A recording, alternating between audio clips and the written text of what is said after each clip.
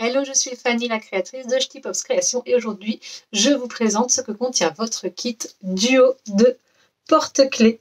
Donc avec ce kit et avec cette vidéo, vous allez apprendre à coudre ces petits porte-clés, mais également à les floquer puisque vous aurez également dans ce kit votre inscription personnalisée prête à floquer, une inscription qu'on aura créée ensemble. À l'intérieur de ce kit, vous retrouverez donc 2 morceaux ici de sangle, 2 morceaux de tissu en fonction du tissu que vous aurez choisi, 2 attaches pour le porte-clés et également les inscriptions déjà prêtes à floquer que vous aurez choisi et qu'on aura créé ensemble. C'est un tuto assez rapide à réaliser. Il vous demandera un petit peu de dextérité à ce niveau-là pour bien faire le pliage et bien faire la couture. Également un petit peu de patience si c'est la première fois que vous allez floquer une inscription. Mais avec ma vidéo, vous verrez, en suivant tous les conseils pas à pas, il vous faudra 45 minutes grand maximum pour réaliser ce porte-clés. N'hésitez pas à poster vos photos et vos vidéos sur les réseaux sociaux. Contactez-moi également si vous avez la moindre question et je me ferai un plaisir de vous aider.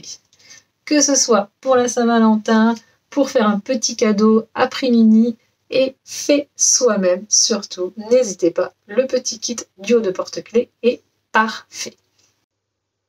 Allez, c'est parti, on va commencer par prendre notre sangle et on va venir prendre une règle et un crayon gris. Notre sangle fait 2,5 cm. On va venir tracer au centre à 1,25 un petit trait pour marquer le milieu. Ensuite, on va venir tracer un autre trait à 1 cm que vous allez prolonger avec la règle. Et vous allez faire exactement la même chose à l'autre extrémité de votre sangle. À 1 cm, je trace mon trait. Et ensuite, je vais me positionner à 1,25 cm pour avoir mon centre. Je vais faire la même chose sur mon carré de tissu, donc sur l'envers, à 3 cm, donc au milieu de mes 6 cm.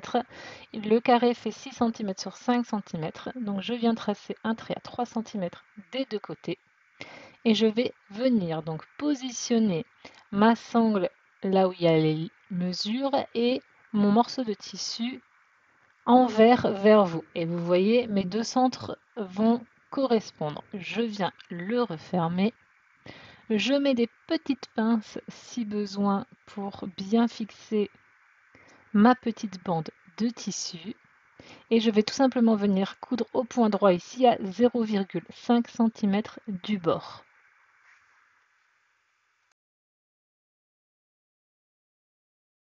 Je n'oublie pas de faire évidemment mon point avant, point arrière. Et au point droit, réglage classique, 2,5 à 3 cm au niveau de la longueur du point, ce sera parfait.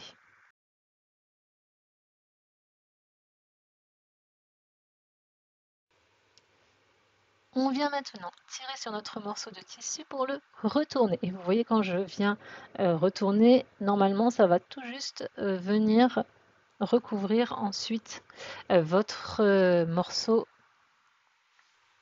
de sangle. Donc je vais prendre la petite boucle que je vais venir insérer.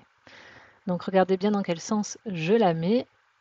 Et je vais venir faire correspondre le morceau de tissu avec le centre que j'ai marqué au crayon avec ma deuxième marque. Donc vous voyez ma boucle ici est à l'intérieur, d'accord?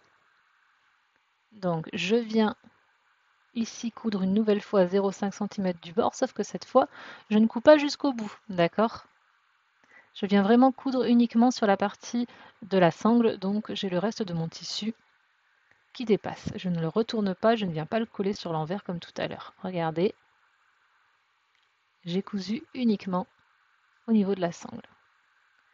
Maintenant, je vais venir recouvrir ma sangle. C'est la partie un petit peu délicate, c'est-à-dire qu'il faut bien recouvrir, donc aidez-vous de pince s'il faut. Il faut bien faire correspondre les plis, d'accord? Et une fois que cette étape est faite, je vais venir plier ma sangle en deux. Je fais attention de bien tout maintenir. Vous voyez, ici j'ajuste s'il faut, je vérifie. Je viens passer ma petite boucle au centre et je plie en deux ma sangle pour coincer ma petite boucle, ma petite attache. Vous voyez, hop, je plie en deux. C'est vraiment la partie la plus délicate, il faut un petit peu de dextérité. Il faudra peut-être vous y prendre à plusieurs fois. Là, ça correspond bien. De l'autre côté, vous voyez que je dois remettre un petit peu mon tissu pour que ça corresponde bien également.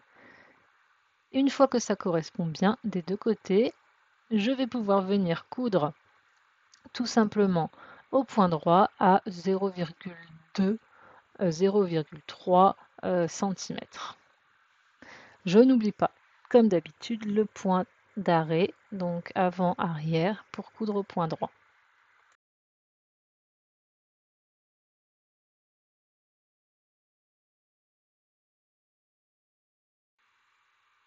Et voilà, votre porte-clés est terminé. Coupez les petits fils s'il faut et on va passer au flocage.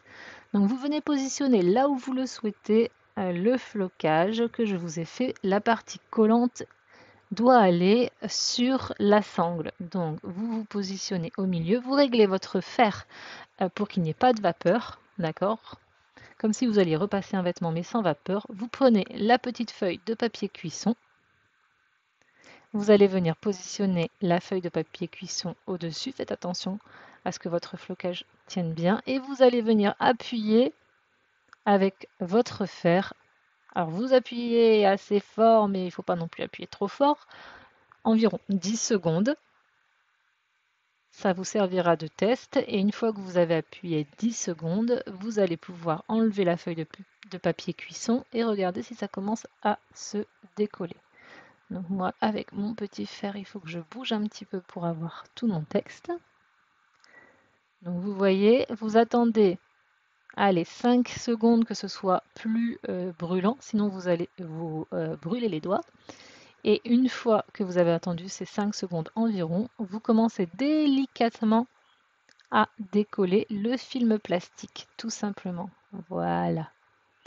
Une fois que c'est fait, vous allez remettre une dernière fois votre feuille de papier cuisson. Vous allez réappuyer environ 5 secondes avec votre fer pour bien fixer.